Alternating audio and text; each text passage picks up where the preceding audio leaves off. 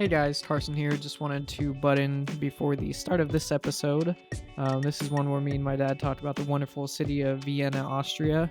Turned out to be a long one, so we decided to cut it into three parts, but are releasing them all at the same time. So feel free to check out all three parts of episode 4. With that said, here is part 1.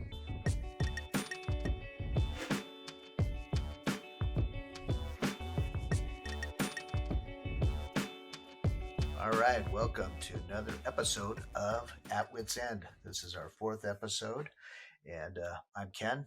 That's Carson. I'm good morning from California and good evening from Austria. We are again 6,000 miles apart, and today we're going to not do really a current topic. We're going to discuss a city and a perspective and some opinions, thoughts on the city, and it's the city of wine, women, and song. That's probably an old term that is not used as much anymore. And Yeah, I've it never is heard that. considered, my mom always used to say it, and so did some of my aunts and uncles. And I think you'll understand why. And also, it's considered a cultural center of Europe, always has been. And it is the gateway, has been considered for the gateway to the East, not just during the Cold War and not now, but for centuries. Anyway, the city is Vienna, Austria, and I've been there often. Carson, as he has started his studies in Austria, and with family in Vienna now, as a perspective of a first-time visitor, although he's been there a year. So it'll be you'll get opinions, thoughts from me, who's I've been there many times, and then Carson has been there several times, or what, 4 or 5 now. So with that, I don't know. We can get into it if you don't know the history of it. Uh, Carson, maybe you've looked into it a little more, the history back to the Celts and the Romans. Yeah, I think the Viennese history is pretty epic and makes it a lot of what is interesting about the city it is today. Like you're saying, Vienna started a long time ago, dating back to the Celts, 500 AD. The Romans also started there. I think it was just around 0 AD BC, however you say that. Uh, and for a long time, Vienna was an important city in the Holy Roman Empire, um, dating all the way up to, I think the Holy Roman Empire was 1600s when it ended or so. And Vienna was long viewed as the capital, the pseudo, or not the pseudo capital, but the de facto capital of the Mm-hmm. Holy Roman Empire, because it became a city of culture and music and trade, and was, like Fashion. you said, kind of that gateway um, to different parts of the world. Um, Part of during that Holy Roman Empire time, Vienna also became the residence of the Habsburg Empire or the Habsburg dynasty. Extremely important to how Vienna was built up. The Habsburg dynasty basically made Vienna what it is today, and all the buildings that it is known for, all the architecture, and they were an extremely wealthy dynasty. They lived there from the 1400s all the way to when it ended in the early 1900s. And Vienna And to this day is still considered one of the wealthier cities in Europe, Western Europe. yeah, and it's all due to the Habsburgs. I think they really, their dynasty was so wealthy. They, were made all those kind of great investments into culture and into architecture and to building up Vienna to what it is today. Um, and moving into that, so the Napoleonic Wars of the 1800s kind of turned Vienna. So that started the Austrian Hungarian Empire, turned Vienna into the capital of the Austrian Hungarian Empire. And then that lasted for 150, 200 years, up until um, the start of the 1900s, early 20th century. So at that point, Austria was arguably one of the most important, well, definitely was one of the most important centers of the world. Um, and, had numerous figures living there. It was the largest Germanic speaking country or city at that time. Over 2 million people lived in Vienna at the turn of the 20th century, which 2 million, I think today's world is not a ton. It's still a lot of people, but at that time, I mean, that's a lot of people living in a city. And so Vienna was definitely one of the most important, if not the most important city in the world. Um, and And, then, but also, it was designed. It's one of the most livable cities in the world. It always ranked. I think it's with Vancouver, number one or two as a livable city, but it was designed for a population of 4 million, I believe, maybe even more, five.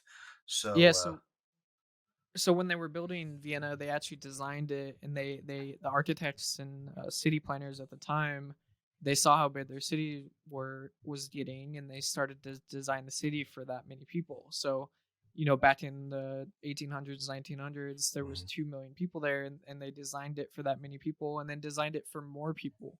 They expected it to grow and grow and grow up to, like you're saying, 4 or 5 million people, and so they built the infrastructure for having that many people. And by the time it got to the early 1900s, they were at 2 million. But you see it today, and it still has capacity to grow. It's built and adequately holds the amount of people it has now. A lot of modern cities are struggling with infrastructure wise for how many people. They're not mhm. planned for how many people they have now. Vienna is the opposite. They have planned for more people, and they are doing a great job with their infrastructure. um, so getting kind of finishing out this, so Habsburg rule fell apart at the start of World War One. Infamously, World War One started because of the assassination of Archduke Franz Ferdinand, the heir to the Emperor of Austria-Hungarian Empire at that time, Franz Josef. So that kind of ended the Habsburg rule. Um, Post, so you get into World War Two. Another infamously, unfortunately, the German, the guy who made World War Two, essentially, Adolf Hitler, was actually Austrian born, and when he was ruler of Germany, he annexed Austria. Essentially, it's called the Anschluss, and they annexed Austria before World War Two, so they became part of the the Empire of Germany at that time. And no need to go into World War II. We all know what happens. But like many other cities, Austria was held by four allied nations post World War Yeah, II. yeah, and Um, and that's why I'm here. That's why yeah, Carson's so this here. is where it gets Uh, into the Whitwer history. If you want to go into that a little bit. well, obviously, my mother's Austrian. She was, I'd say, the middle child of a large family. Um, and during World War II, as Carson said, the city was broken up into four districts: the Russian district, the U.S., the French, and the English. Now, the what is now the Innenstadt, which is fantastic, was, I believe, the international zone. So you could go into the international zone and go to the USO dances, things like that, or go to a bar, or just walk around with a date. Um, my mother lived in the Russian district, I believe, which was not a good place to live. Soviet Soviet district, correct? Soviet district Yes. at that time. Uh, the Soviet Union has changed, obviously, but at the time, the Soviet district, um, they were the Soviet I'll say the occupiers were not very nice and hospitable to the local Austrians, and I won't get into too much much much like detail. the Yeah, much like the more famous kind of and known version of this, the Berlin Wall and the separation of Yeah, East-West Berlin. or what's It's happening very in the similar. I Ukraine, think. Yeah, I to bring think it I to think a current lot of times. people know of the differences between East and West Berlin. It was very similar throughout the cities that had multiple countries Hmm. post-war hosting them, and Vienna was no different than those. And there was a The big Soviet fear that side was the Soviets would do the same to Vienna that they did to Berlin. And as a note, that clock right there that's on the wall, and several other clocks that I have, were saved by my father and mother. They were used for fireplace wood, for heat, just to keep warm in the winter. So just some history there. And my dad used to sneak into the Soviet district pick up my mother and bring her into the international zone, or she would sneak into the international zone, and they would go to a bar, and I've been told this is where they met and started to date and danced, the Chattanooga Choo Choo. And when I brought Carson to Vienna for the first time, it is still there. We visited it. We went down into the cellar, and you can see murals of Benny Goodman and some old photos. So it was kind of a nice touch, nice family thing going back in history. So Yeah, it definitely gets in. It's cool to see, and the fact that it's still there, and it looks very similar to probably what it looked like, 50, 60 years ago. So definitely cool to still see yeah, I and mean, and visit. And in the United States, as one cousin pointed out, everything's new here. And I said, "What are you talking about? That house is 200 years old." Uh, and but compared to what Vienna has and many European cities, it is very new here. yeah, Um, so there's a lot of longevity. The architecture, the culture there is phenomenal, and I encourage anybody to visit. I think most Americans, when they're going to Austria, look at the tour map and go to Salzburg. Vienna is very different. They, my mother and her family consider themselves Wieners, Viennese, and Austrian. It's a little different than say in other parts of Austria. And in fact, yeah, I'll also, when I was a kid, and it used to drive my mom nuts, and not so much me, but maybe now looking back, um, Austria and Vienna is kind of a mystery to a lot of Americans. I don't think a lot is taught about the history of Austria and Europe in general. But when my mom would say she's Viennese, some friends would go, Vietnamese? You don't look Vietnamese. Or my mom's from Austria. Oh, your mom's from Australia? I love Australia. So there was a little bit of a disconnect. I would have to explain to them, about Vienna and Austria and where it was located and how it impacted the world. So um, just a little note there. But yeah. getting back to visiting the city itself, I don't want to go too off track. Um, Yeah, so getting back into kind of talking about transport around Vienna and traveling to Vienna. So, a quick blurb about how to get to Vienna. There's obviously a number of ways. There's one major airport serving Vienna. Has destinations all around the world. Many destinations from the U.S. We've traveled from San Francisco and Sacramento. LAX directly to Vienna. So Yeah, not direct, but um, yeah, well, Sacramento wasn't yeah, direct, but San Francisco and LAX serve right. it direct. So plenty of flights, plenty of ways to get there. It's a major train hub, so we've also traveled to Vienna via train. OBB is the national train company for Austria, and they also partner with Hungary. Fantastic train provider. Most of the time, they are on time, and their trains are very clean and comfortable. So if you want to travel to multiple destinations, OBB via train is a great way to travel. Then there's obviously buses getting to the city and cars getting to the And city. you're forgetting So one. numerous ways to get to You can take a river cruise. one we haven't done. Yeah, so this is one I forget it because I've never done anything like it. But you can take I've a never river done it cruise. either, but I'm Vienna now age is appropriate. yeah, Vienna is on the It's a Donau, the major stop. Danube. Um, yeah, so you can definitely take a river cruise, and it's for those like Viking river cruises through Europe. Vienna is a major stop for them, so you can definitely see Oh, it via river one cruise as thing, if well. you are renting a car, it's not as easy as in the United States. Definitely check to see if you can take that car out of Austria if you're planning on, saying, going into Hungary or Slovakia or the Czech Republic. There are limitations on that. So, bit of advice. Yeah, but Vienna is easily traveled around Hmm. the city, throughout the city, without a car. So we talk.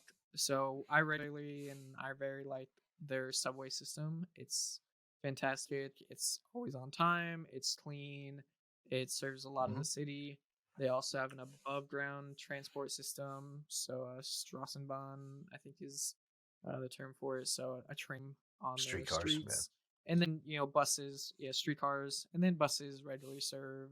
They miss through the city, and then obviously walking. It's a very walkable city, bikeable city, pedestrian friendly. So easy to travel in and around the city. I wouldn't, if I were visiting Vienna, definitely wouldn't get a car. No. Depending on how long your stay, I'd get a subway pass. Vien Mobile, I think, is the company. But get a multi-day pass saves you a couple dollars. And one of the unique things about Austria in general is the train system, for subways and trams in the city. They actually don't check tickets. It's kind of an honor system that you buy them, and validate them. Uh, but you get on the train without like having to, show someone your ticket or go through a turnstile to get into, like, in New York or Paris. You just hop on the train and Just go. it's an honor system that you bought a ticket. So it's very easy to navigate through the Vienna subway system and above ground transport system. So definitely recommend it. Oh, and one thing to remember And too is Austria, Vienna. It is a part of the EU, so it is a euro monetary system. Uh, Surprisingly, a lot of EU countries do not accept the euro. So I just wanted to point that out if you're going into Vienna. yeah, Austria is on the euro, so that's makes it easy as well. So, but yeah, as far as getting in and around the city, plenty of public transport, walkability is extremely high. Um, but let's talk what destinations, where to Well, go, where to visit, let's where talk to stay. tourism since you're talking about busing. Um, it is a tourist thing, and you might laugh about it, but I have found, and Carson has found, and my wife likes it. Um, it's pretty much in every major city in Europe, but in Vienna, they have, I think, two competitors for what's called the on-off buses. They're tourist buses. They have pre-designated routes around the city. Vienna used to have three, but I think they eliminated one during COVID. But I can't remember exactly how much it is, $29 a day, or maybe there's a 2 day pass. But you get headphones. You can listen in English. You can listen in German, and it'll go by each of the major tourist attractions in the city. It explains a lot about the history. And the nice thing about it is you can get off the bus at any stop and then get back on later, or walk to the next stop and get on off. So, if you're only in Vienna for the weekend, buy the 2 day on off bus ticket and use that as your transportation as well. Yeah, and our recommendation from the Whitworths is the Big Bus is the name of the The big company. red bus or Um, big bus? Not a paid advertisement.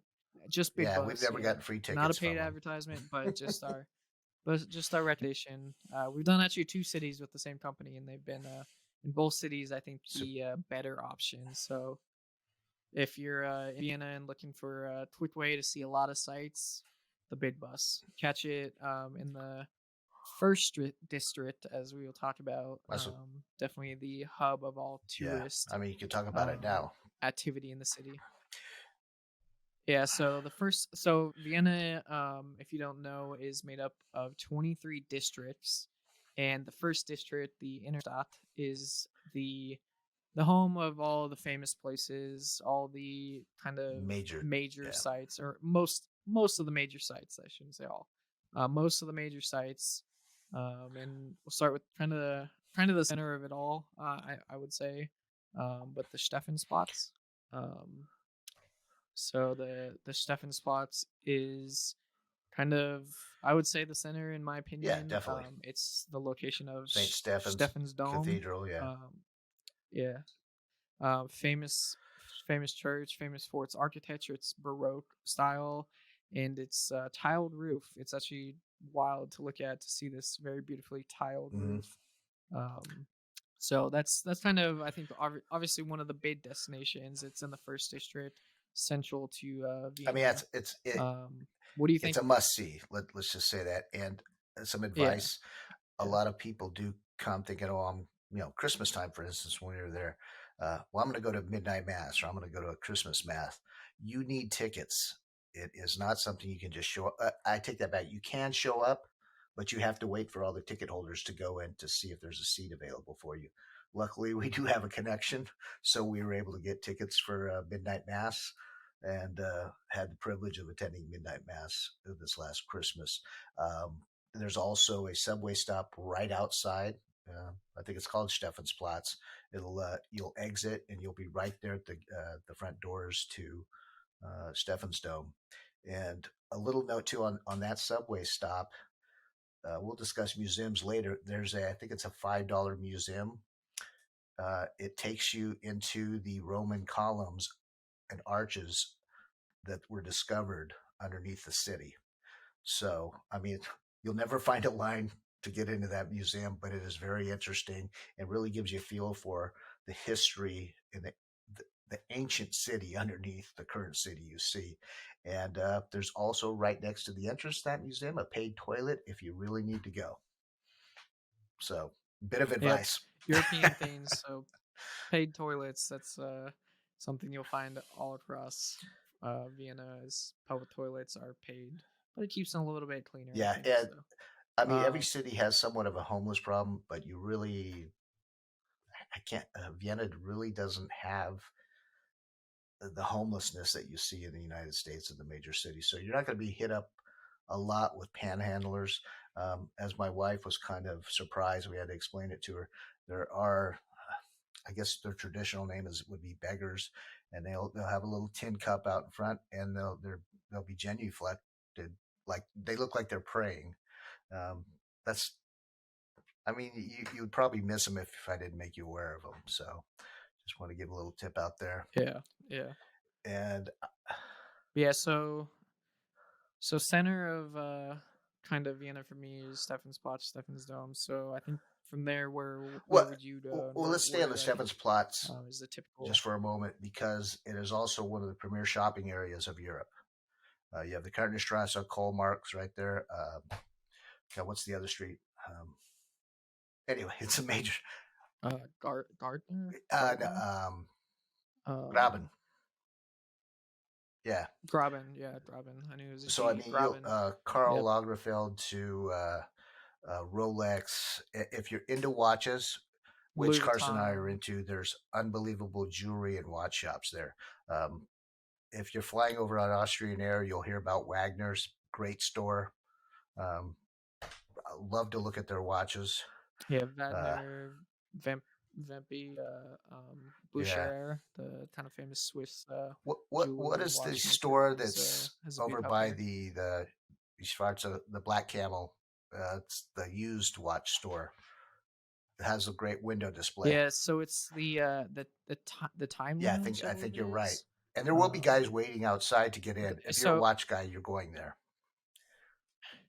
Yeah, so this is on like an alleyway, and it's kind of just off the main steps there, but it looks like an alleyway, but you go down the alley. I think it's called the Time Lounge, but they have these extremely thick displays that you can look at their watches because they have any Patek, Rolex, Uh, Vacheron, Breguet, Panerai, anything you can think of in the watch world that is high yeah, horology they carry, and it's eye candy for people like yeah. me and you. A- But that's right off and like many um cities the in Graben. Europe, they will have a host, hostess, or a guard at the door to let you in. Uh, don't be intimidated by that. They're not the smash and grabs that you see in the United States. That's not happening. It's just they're exclusive, they're upscale, they're protecting their client. I don't know how to put it, but they're high end boutique shops. Mont Blanc also has a store there. Yeah, If you're looking for pens and watches from Mont Blanc, Swatch on the lower end has their store there, several two, I think. So yep, yeah. One in another area of Vienna, but what about the place where you took something home from this last trip? the Blocken. It's sitting in the Oh, background. oh, oh, yeah. I can't Your get it, hat. but it's because I've got headphones on. It's behind the mic. Uh, you'll probably, I guess, you'd call it a fedora. Well, let me take my headphones off. Be right back. So for you listeners, he's grabbing his Austrian traveling hats. I don't know exactly what they're called, but it's a hat that That's a beautiful hat. is native to Austria and worn by Austrians, and they like he has there like to put pins on him for Well, I destinations you think that's more go, of a places you yeah, more of a travel. touristy thing. Like I had an uncle years ago who was into hiking. They call them wanderers, and he had hats with all kinds of pins on it. But if you're going to a cultural event, you're not going to have a hat with a lot of pins. This is a higher end hat. I believe this is rabbit's hair. It was what was the name of the shop? It's right there by the palace, the Hopper. It's I don't know if I'm pronouncing this, but Yeah, that's Lodenplatel. pretty close. It's next to the Lodenplatel. Starbucks and near the It's Karl Lagerfeld store. yeah, so traditional Austrian clothing, beautiful two-story, and right there, situated on the again, my Taylor Platz, where there's some exposed Roman Hmm. um, uh, buildings and this central roundabout where the Spanish riding school is. This very central location to the Hofburg, and all these government buildings all right around there. There's this beautiful I encourage you just to visit to see Austrian, the yeah, traditional Austrian clothing and not the tourist. You can buy that a similar green red hat at any tourist stop throughout Austria, but this is a high quality. I believe it is rabbit's fur ta- or God, yeah, they yeah, tailor their clothing for their customers and get fitted, and they have men's and yeah. You can get a women's, dirndl there. You beautiful can get a furs fur. and Furs kind of become out of fashion, but I know when I was much younger, all my aunts and uncles had furs, including the men. I mean, people walked around Vienna, especially in the winter. Fur was a necessity. There, you still can find some fur coats, shawls, and things like that. I think my wife fell in love with one, but you know, it's still there, and I encourage you to visit the shop. So, yeah. So moving, I guess we're kind of walking our way through central Vienna right now. So moving down the Kolmart, where this is at, you kind of head into the Hofburg area, hmm the palace area, the center of the old Habsburg Empire. So that roundabout central square there we were just mentioning leads you to the Spanish riding school. So I'm not too well versed on Spanish riding school. If you can tell me a little bit more about the Spanish riding well, school. it's the home of the Lipizzaner horses. I mean, they're famous for being able to jump in the air with all four legs. Um, I think it goes back to the hops. I don't know the history of it. I just know Carson wanted to go see it because he'd heard so much about it. It's on every tourist listing there is. Um, I said, well, okay. You, I guess if you're a tourist, I guess you need to do it. I encourage everybody to do it. Once you've done it, you've done it. The Lipizzaner also tour the But United States every once in a while too. They'll be in Santa Barbara, Earl Warren they're Showgrounds, for instance. So they're beautiful horses, and spectacular. I will say that. And their performance is very beautiful. For some that I'm not really a horse person, so it's horses jumping around. I don't know how. I mean, I know it's special, but how special it kind of is over To my be able to head. But train something that, yeah. definitely something. Let me ask you, Yeah, definitely something as a tourist that you're visiting is a must see. I think. you were the one who wanted to go see it. Why? I mean, just because you had heard about it or wanted to know what it was? Yeah, I've heard about it. I wanted to see. I didn't know. I never watched any videos or Oh, anything because okay. you can't film in there, and so I'd never seen them actually jump, and I didn't know like what they're and the jumping. It's not like equestrian events where you A see wall. them like jumping over poles or something like those like events you see in the U.S. They're jumping Yeah, vertically, straight up like and dunking a off two basketball. legs. So yeah, not the typical kind of horizontal jump. They're jumping vertically with a rider on And they're them. the In way some they trot and instances, stuff, and they are large horses. They're not little guys. So but but yeah, I think the spectacular thing, besides the vertical jumping, is they just are very beautiful white horses. Like they have this extremely pretty coat, and it's shimmery and everything. The lighting they do. So, if you have time, definitely, I think it's worth checking out. Although it's not as crazy as you may think, but it is worth seeing something as a tourist. So, Yeah. um, I but yeah, so Spanish writing school, I, I will. going up into. Go ahead. I do want to also say just another tip when you're anywhere in that first district, especially in Stephansplatz, you'll have you'll see probably there's 20 or 30 of them. They're dressed up as Mozart, Mozart's. trying to get you to go to a local concert.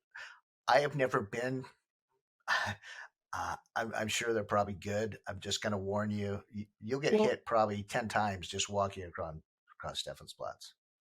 yeah, they know the tourists, but they don't just sell for like a local like opera or local senior. They sell for the state opera too and packages and stuff.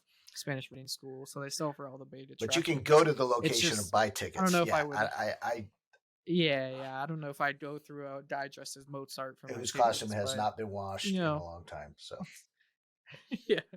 But you'll find the 50 of them in the same place, and they're all Mozarts, but they happen to be from Turkey, not yeah, most of from them are. Yeah, Vienna. and, So, and I would recommend too. but I Yeah, I respect do their too. I grind. respect them. I don't want to diss them too much, but I go. I'm just warning people. You will be stopped. It's not real bad. It's there just to warn you. The other thing I will say too, Yeah, um, you I encourage you. I think it's a little pricey. The horse-drawn carriages. I've only done it, I think, once or twice, but you're in a city. It'll take you back in time, and they do show you around. And all the drivers I've seen are pretty good guys, and women too. They're fun people, and I've listened to their spiel with the tourists. So I'd recommend that as well. And you can pick them up right there by Stephen's Dome, right outside Stephen's Dome. I'm sure there's other pickup areas too. yeah. There's plenty of places, but yeah, the Spanish writing school. So that is part of the kind of Hofburg Mm. complex, a series of current government buildings for Austria, but also historical buildings. So it's where the Hofburg's palace was, and you can walk around that complex. Very beautiful. There's a ton of Instagram Yeah, sites and places to get a yeah. good If you're into picture. World War history, Museums within that that is complex where too. Hitler drove through with his motorcade and stuff too. I mean, not a good time in history, but definitely impactful on the world. So, That's all for part one. Be sure to check out part two.